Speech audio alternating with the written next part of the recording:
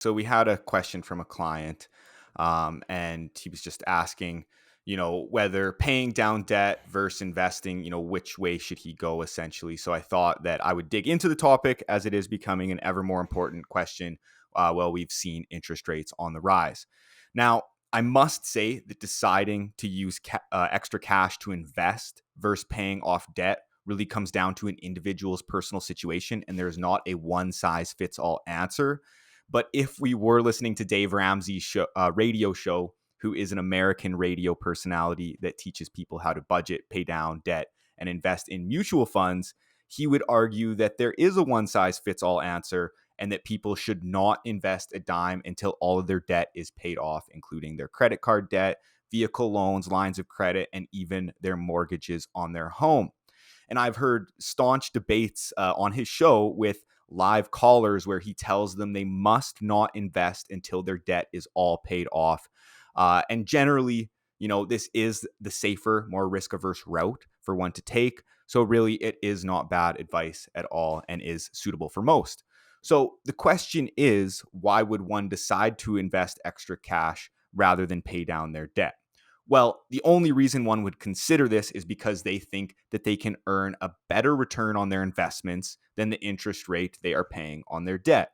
For example, if someone has a credit card debt, which charges an interest rate of 20%, we would advise them to pay their credit card balance off ASAP rather than invest, because they would need to earn a return of over 20% on their investments to make the investing route make sense.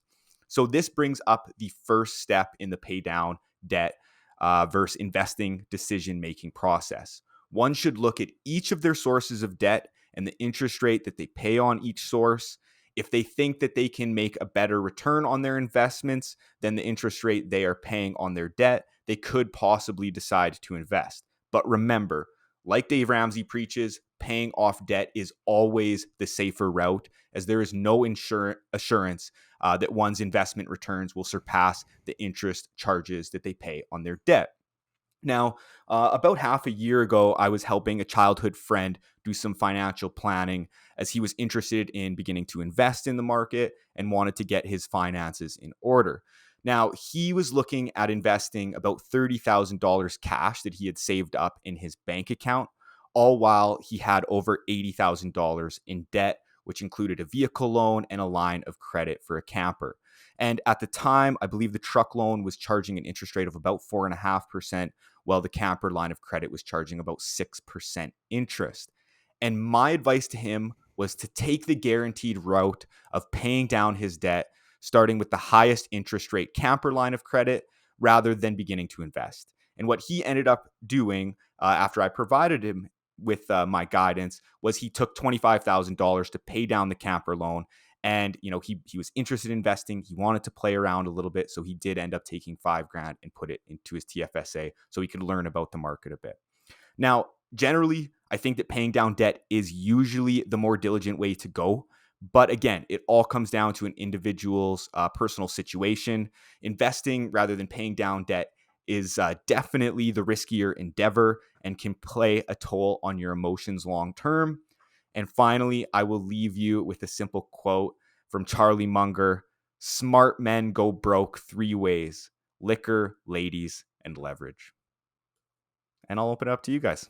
I What are you actually guys' think that thoughts? your friend made a wise decision there because Mhm. he took the majority of his money and he put it against the high interest debt, and then he took a smaller amount and started investing it, because there is an argument to be made in favor of getting some experience in investing, and the only way to do that is to Mhm. start actually deploying your money. But he took the majority of it and he reduced his debt. Another thing that I will say that doesn't factor into just the pure interest rate, it would just be somebody's debt leverage ratio. I mean, if you're in a situation where your debt levels are so high that if you were to lose a paycheck, or if you're on variable and interest rates were to go up any further, then and you'd be that would cause major financial trouble. That needs to be factored in as well, right? So if you have a low debt ratio, I mean, it's probably unrealistic to think that most people are going to be completely debt free before they start investing.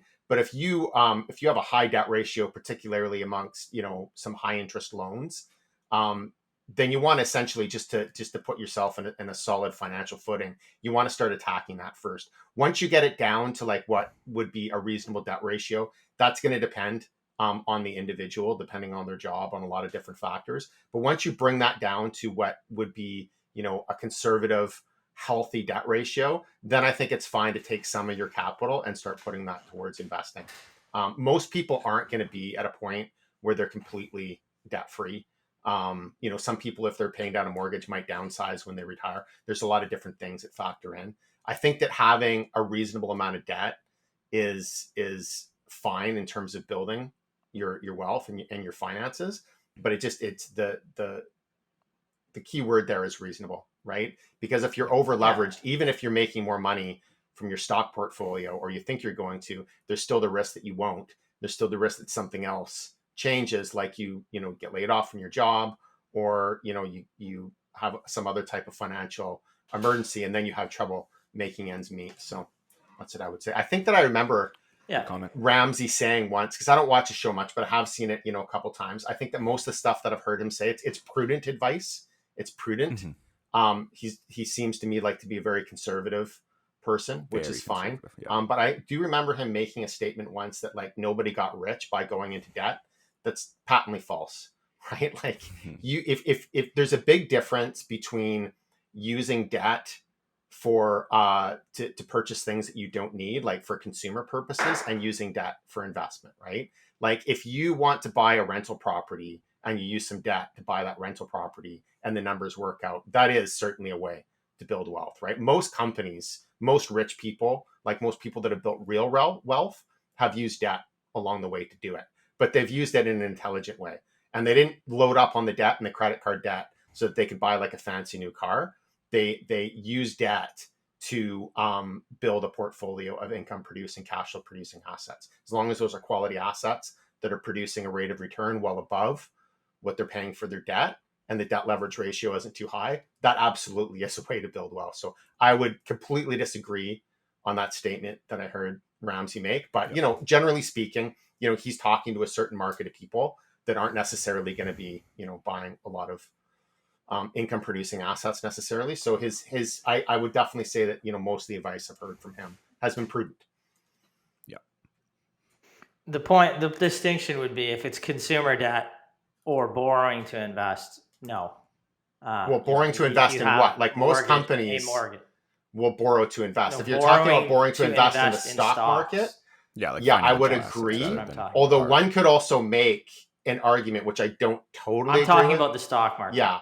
That I mean, if you're borrowing to invest in like an income producing like for example, if you're borrowing to invest in an income producing asset relative to borrowing to invest in a company that invests in income producing assets, some people can say that like there's not really a difference between the two. Where I would agree with you though, Ryan, is that I think that a lot of investing in the stock market, because there's the price changes every day and there's so much volatility, a lot of that comes down to psychology, and it's hard to have a healthy psychology investing in the stock market and looking to the midterm as opposed, or the long term as opposed to the short term, when you're leveraged on your investments, right? Especially if you have to deal with margin calls, that brings in a whole another realm of psychology. So I would agree with what you're saying, although I could also see the point that some people could make, that as long as you're investing in the right assets, then effectively there's little difference. But I wholeheartedly agree with what you're saying. Not arguing. It's harder to fix your borrowing if you're borrowing to invest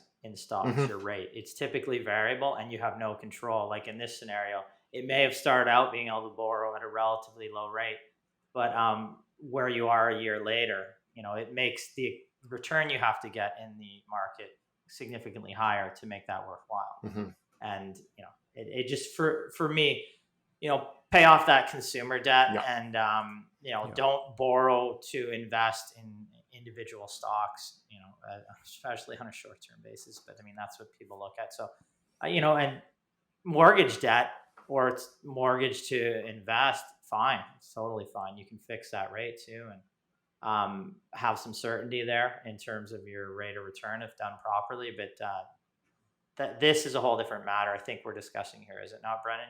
The Base, individual Yeah, is I more just think talking there's a about big difference. borrowing I to mean, you invest could in the have like a stock. lines person of who's yeah, got lines $1 of million credit and in stuff. debt, but then they've used that debt along with equity to invest in a portfolio of like income producing assets, cash flow assets, Yeah. relative to somebody who's got like a couple $100,000 in debt and they have no assets. And they just, yeah, like they spend it on cars, depreciating assets. Like there is a big difference between using debt to buy cash flow producing assets, investments, as opposed to using it to just buy depreciating consumer assets. But even regardless of what you're putting your money into, you have to pay close attention to the debt ratio, because there are a lot of companies out there.